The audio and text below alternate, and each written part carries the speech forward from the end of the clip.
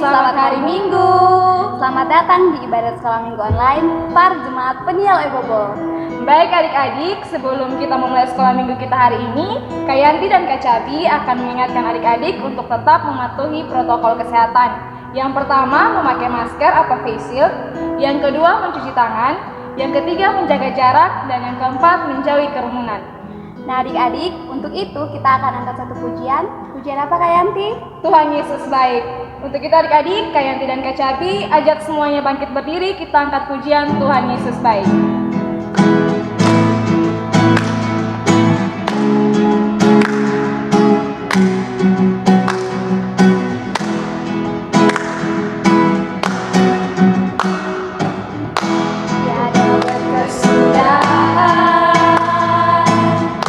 Kasih setiamu Tuhan, selalu baru rahmat-Mu bagiku.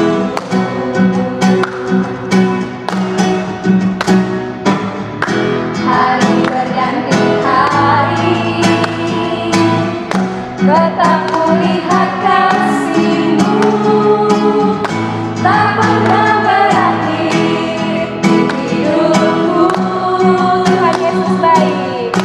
Tuhan Yesus baik, oh oh oh, sungguh amat baik, untuk selama-lamanya. Tuhan Yesus baik, Tuhan Yesus baik. Tuhan Yesus baik, oh oh oh, sungguh amat baik, untuk selama-lamanya. Tuhan Yesus baik. Baik adik-adik, masih dalam keadaan berdiri, kita angkat pujian Dengar Dia Panggil Nama Saya.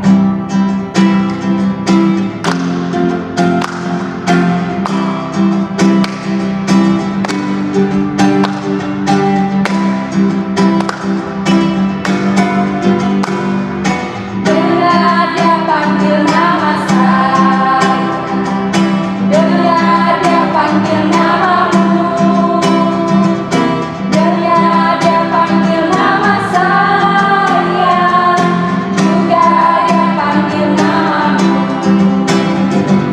Oh giranglah, puji Tuhan, Yesus amat cinta pada saya. Oh giranglah, jawab ya, ku jawab ya, ku jawab ya Tuhan Yesus, ku jawab ya Tuhan Yesus, ku jawab ya.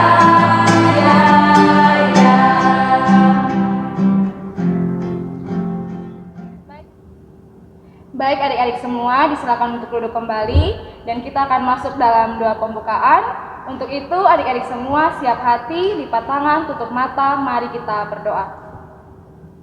Segala puji dan syukur Tuhan Yesus kami panjatkan ke hadapan hati-Mu Bapa, karena begitu besar cinta dan kasih-Mu untuk kami anak-anak-Mu Tuhan. Terima kasih banyak Bapa di sorga, terima kasih Tuhan Yesus. Kami akan memulai sekolah minggu kami Tuhan. Tuhan Yesus memberkati sekolah minggu ini agar boleh berjalan dari awal, pertengahan, hingga boleh berakhir dengan baik. Mengampuni salah dosa kami yang banyak Tuhan, hanya dalam anak Yesus Kristus kami telah berdoa kepada Bapa di sorga. Haleluya, amin.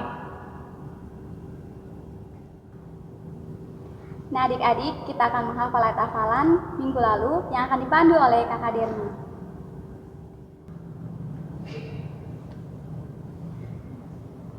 Adik-adik, kita akan bersama-sama menghafal ayat hafalan minggu lalu dari kitab Ayub pasal 5 ayat yang ke-17a. Sesungguhnya berbahagialah manusia yang ditegur Allah. Kita ulang satu kali lagi. Ayub pasal 5 ayatnya yang ke-17a. Sesungguhnya berbahagialah manusia yang ditegur Allah.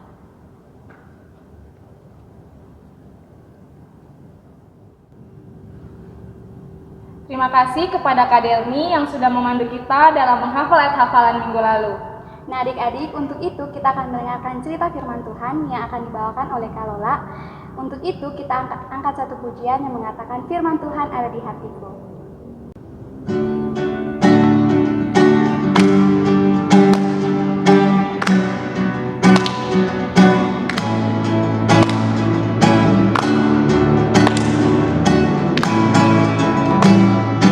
Firman Tuhan ada di hatiku, ada di langkahku, ada di hidupku, terus bertumbuh sirami jiwaku, berbuah, berbuah, berbuah, berbuah, berbuah, berbuah, berbuah, berbuah, oh. Satu kali lagi. Firman Tuhan ada di hatiku, ada di langkahku, ada di hidupku, dan terus bertumbuh sirami jiwaku, berbuah, berbuah, berbuah, berbuah, berbuah, berbuah, berbuah, berbuah, oh. Baik, shalom adik-adik. Sekarang tiba saatnya kita akan mendengarkan firman Tuhan. Namun sebelum itu, Kak Lola minta semua anak-anak untuk duduk yang manis, duduk yang rapi, duduk yang sopan, karena kita akan sama-sama berdoa sebelum kita mendengarkan firman. Semuanya lipat tangan, tutup mata, kita menghadap Tuhan di dalam doa. Bapa kami yang dalam kerajaan surga, Bapa yang kami sembah lewat anak-Mu Yesus Kristus, kami mengucap syukur Tuhan untuk semua kasih dan kemurahan-Mu Tuhan dalam kehidupan kami hari lepas hari Bapa. Sekarang tiba saatnya Tuhan, kami akan mendengarkan sedikit dari sabda kebenaran firman-Mu Bapa. Engkau boleh memberkati kami semua anak-anak-Mu Tuhan dalam setiap jalannya pemberitaan firman Bapa. Engkau memberkati anak-anak-Mu sehingga mereka boleh mengarahkan hati dan pikiran mereka Bapa hanya kepada firman-Mu Tuhan. Roh Kudus-Mu menuntun mereka Bapa, memberkati mereka. Dan hamba-Mu juga yang akan menyampaikan firman, Engkau menolong hamba-Mu ini Bapa di surga, mengampuni setiap salah dan dosa kami semua anak-anak-Mu Tuhan. Hanya di dalam nama anak-Mu Yesus Kristus kami berdoa. Haleluya, amin.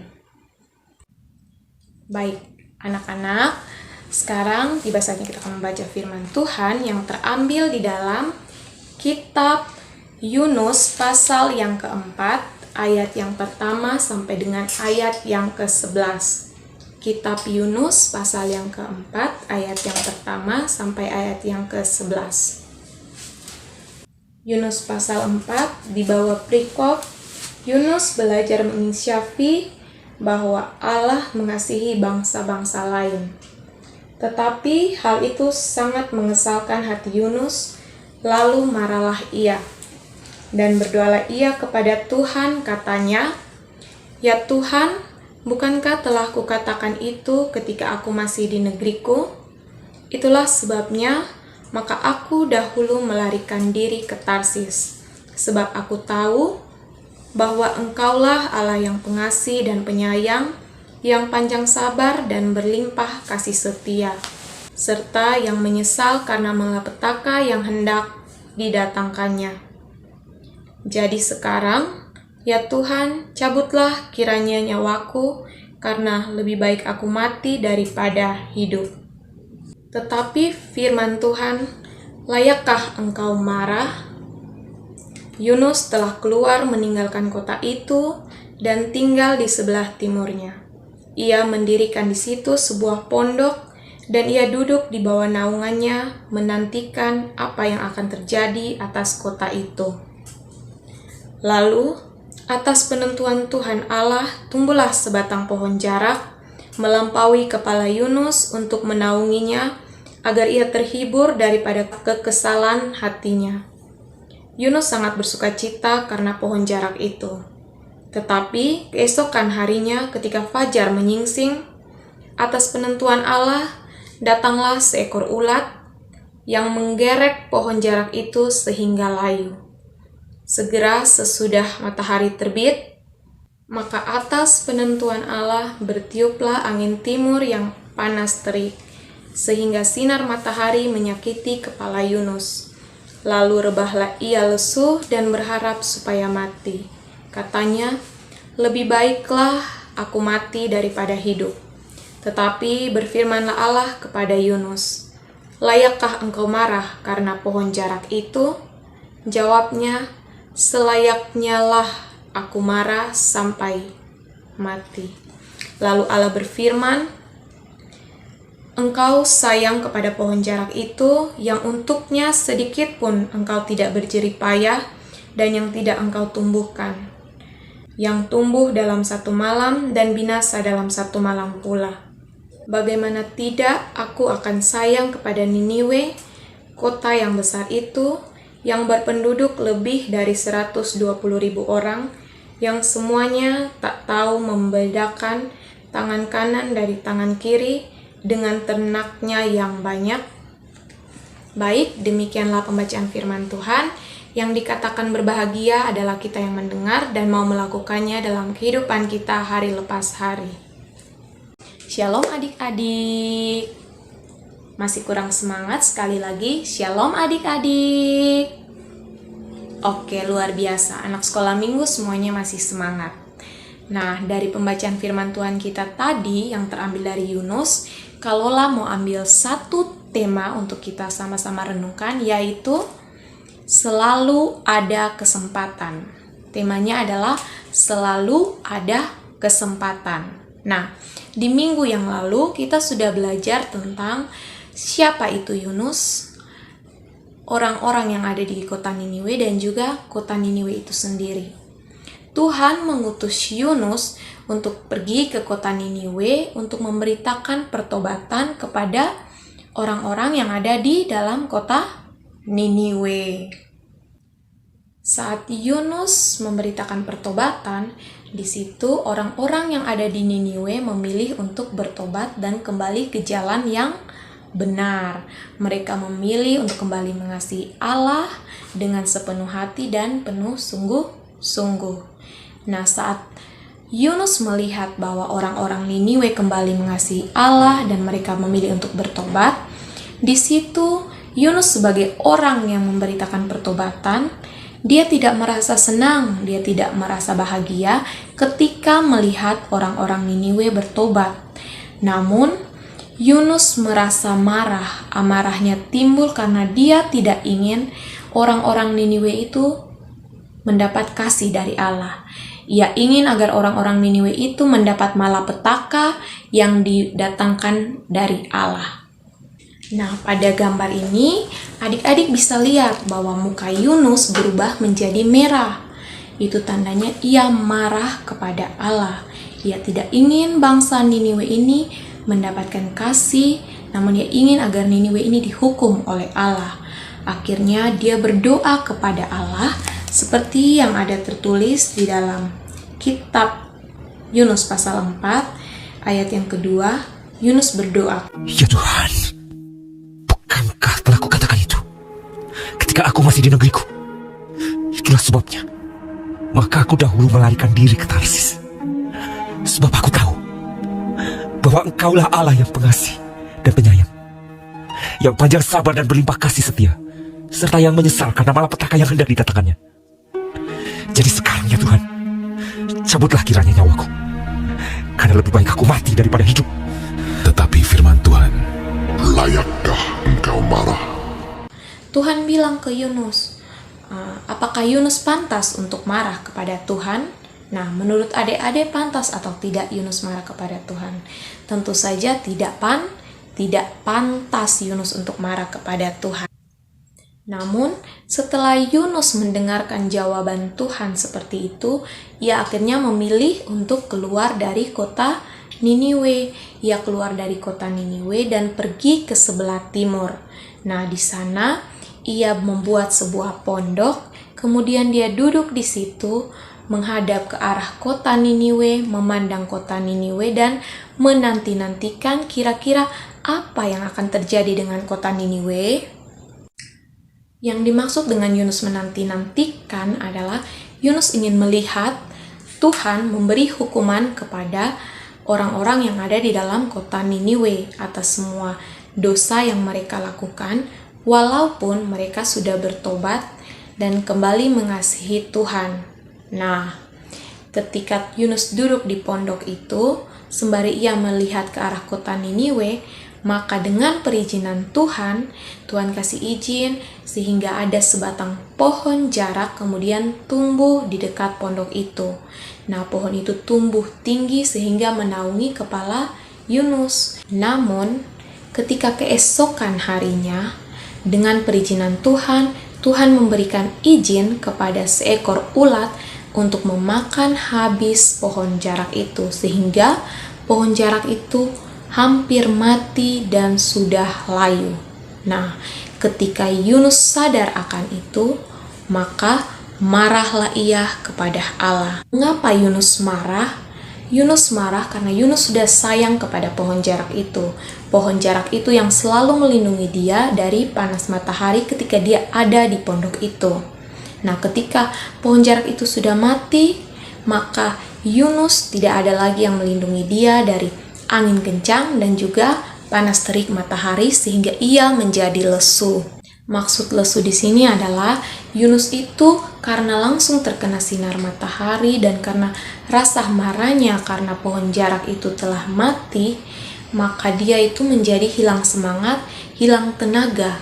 Kemudian ketika dia sudah tidak semangat dan tidak bertenaga lagi, dia akhirnya rebah, dia akhirnya jatuh di pondok yang sudah ia dirikan. Nah, ketika ia jatuh di situ, kemudian ia bilang kepada Tuhan. Dia bilang, Lebih baiklah aku mati daripada hidup. Selayaknya lah aku marah sampai mati. mendengar apa yang dikatakan Yunus, maka jawab Tuhan Yesus kepada Yunus demikian. Yunus saja sayang kepada pohon itu, padahal pohon jarak itu bukan Yunus yang tanam, bukan Yunus yang siram, bukan Yunus yang rawat.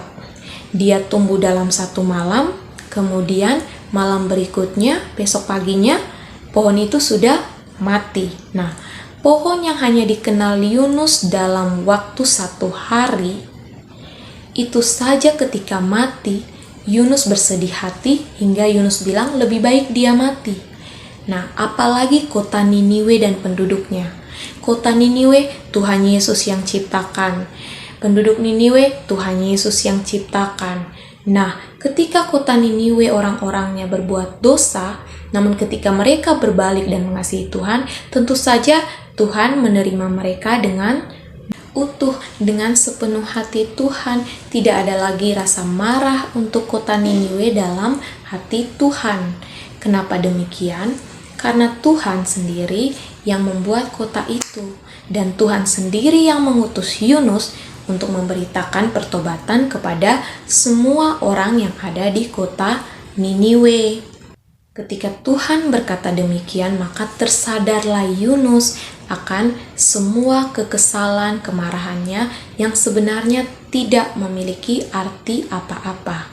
Dia akhirnya sadar bahwa apa yang dia rasakan untuk kota Niniwe itu bukanlah suatu hal yang baik. Harusnya sebagai seorang hamba Tuhan, Yunus itu harusnya bersuka cita atas pertobatan dan kesempatan yang Tuhan berikan kepada orang-orang di Niniwe. Melalui rasa sayang Yunus kepada pohon jarak itu, Tuhan ingin agar Yunus pun tahu bahwa Tuhan pun sayang kepada orang-orang yang ada di dalam kota Niniwe. Sehingga Tuhan ingin bahwa Yunus dalam pelayanannya ia memiliki motivasi yang benar menurut kasih Tuhan, sekehendak dengan Tuhan dan tidak mengikuti apa yang menjadi kehendak dirinya sendiri. Contohnya pada gambar berikut ini. Nah, coba adik-adik perhatikan gambar ini. Apakah yang terlihat ketika adik-adik melihat gambar ini? Nah, di gambar ini kita bisa melihat ada satu anak perempuan yang tangannya terluka dan sedang diperban. Sedangkan anak laki-laki yang ada di depan di situ mukanya menunjukkan ekspresi yang tidak senang atau tidak bahagia. Nah, dari itu semua saja kita bisa tahu bahwa anak laki-laki ini tidak senang melihat ibunya menyuapi adik perempuannya. Nah, sikap seperti itu adalah sikap yang tidak baik. Kita sebagai anak-anak sekolah minggu yang tahu akan Tuhan Yesus, yang kenal Tuhan Yesus, yang takut akan Tuhan, maka kita tahu bahwa kita harus saling tolong-menolong, saling mengasihi satu dengan yang lain. Kita tidak boleh menjadi orang-orang yang senang melihat orang lain susah dan susah melihat orang lain senang. Namun sebaliknya, kita harus senang melihat orang lain senang dan kita harus susah ketika melihat orang lain juga sedang bersusah hati. Nah, melalui pelajaran Alkitab kita hari ini, kita mengambil satu pelajaran penting, yaitu kita harus tetap bersukacita dan ikut berbahagia ketika Tuhan memberikan kesempatan kepada orang lain yang dulunya penuh dengan dosa untuk kembali mengikuti Tuhan dan kembali ke jalan yang benar dan hidup mengasihi Tuhan. Baik, demikian firman Tuhan yang bisa Kalola sampaikan untuk kita semua hari ini. Kalola harap semua anak-anak sekolah minggu Jemaat Peniel Oibobo menjadi anak-anak yang bisa memberikan kesempatan untuk orang lain dan juga ikut berbahagia ketika orang lain mendapatkan kesempatan untuk bertobat. Amin untuk firman Tuhan kita hari ini. Terima kasih karena semuanya sudah duduk manis dan mendengarkan cerita dari awal sampai berakhir ini dengan baik. Shalom semuanya.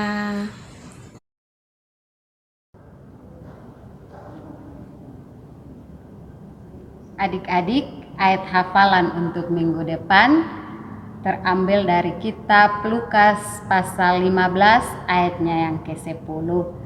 Aku berkata kepadamu, demikianlah juga akan ada sukacita pada malaikat-malaikat Allah karena satu orang berdosa yang bertobat.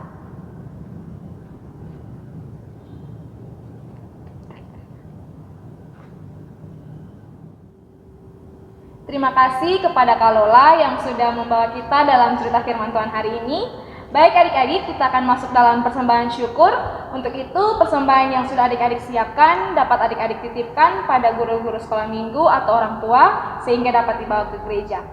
Nah adik-adik, untuk itu kita akan angkat satu pujian yang mengatakan kecaplah dan lihatlah.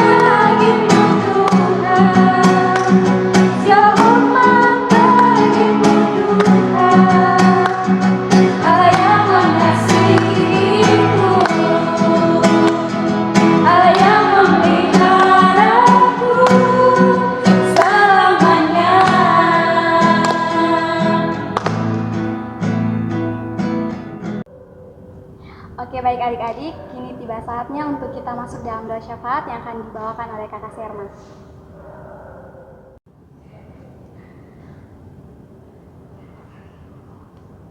Oke, baik adik-adik, kita akan masuk dalam doa syafaat. Kak Serma ajak semua lipat tangan, kita menghadap Tuhan dalam doa. Mari kita berdoa. Ya Tuhan, Allah Bapa kami yang ada dalam kerajaan surga, Bapa yang kami puji, kami sembah, kami muliakan melalui anak-Mu Yesus Kristus. Terima kasih Tuhan untuk berkat dan anugerah-Mu ya Bapa, sehingga saat ini Tuhan kami anak-anak-Mu walaupun secara online, tapi kami sudah belajar akan firman dan kebenaran-Mu dan juga memuji dan memuliakan nama-Mu. Saat ini Tuhan, sebagai anak-anak kami lemah untuk melakukan firman dan kebenaran-Mu Tuhan, namun kami mohon tuntunan kuasa Roh Kudus-Mu ya Bapa. Mari menolong kami, memberkati kami, agar kami boleh dapat melakukan firman dan kebenaran-Mu dengan baik. Saat ini Tuhan, kami juga tidak lupa mendoakan bangsa dan negara kami Tuhan yang saat ini dilanda dengan COVID-19.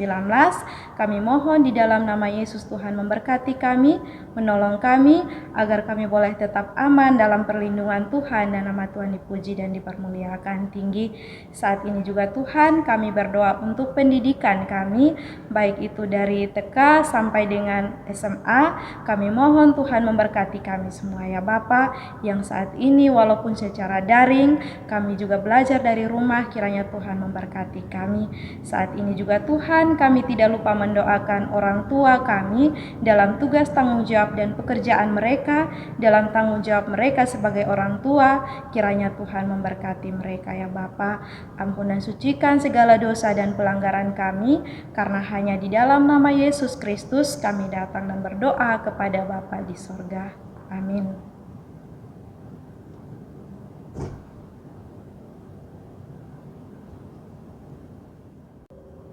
Terima kasih untuk Kakak Serma yang sudah memimpin kita dalam doa syafaat. Nah adik-adik, kita akan mengakhiri ibadah sekolah mingguan kita pada hari ini. Untuk itu kakak mengajak kita untuk bernyanyi lagu Hidup Ini Adalah Kesempatan.